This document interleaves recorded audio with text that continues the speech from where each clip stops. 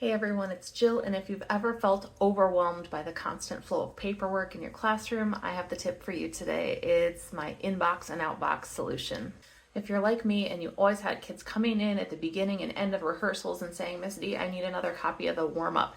Did my new lesson book come in? Take my fundraiser form, and you're just struggling with the amount of paper that's coming in and out, then this can really help.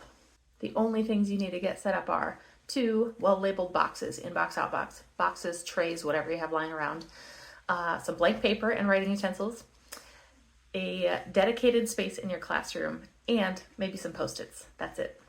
So all you have to do is when a kid requests something from you, say, make a note, put it in the inbox. So they go over and they write down their name and whatever they need and they put it in the inbox. Super simple, and that way you don't have to think about it the rest of the day.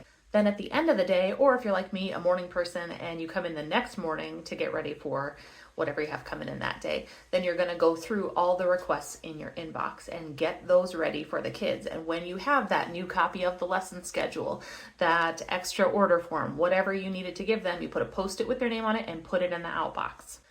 That way, when they come to you later and say, hey, did you get that thing for me? Check the outbox, it's right there. I have also found it helpful to make my space for the inbox outbox near the board, or have a whiteboard sitting behind it so that I can write down the names of anyone who has stuff waiting for them in the outbox. And that way when they see their name up there, they go, oh yeah, I have that thing. And then they go check it and get their thing out of the inbox, erase their name, and they're good to go.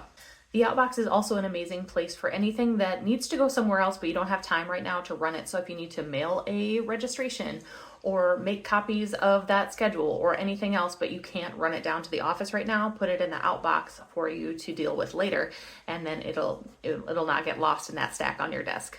One caveat with this system, in case it's not obvious, don't put anything with value in the outbox because you're going to have students rooting around in there. So if you have money from fundraisers or something like that, don't put that in there. And also don't put anything that's confidential like student IEPs or something like that. Using this system helped me so much over the years, and I hope that you give it a try if you are also struggling with all your paperwork. If you have another great organizational tip, leave it for me in the comments. I'd love to hear it. Catch you next time.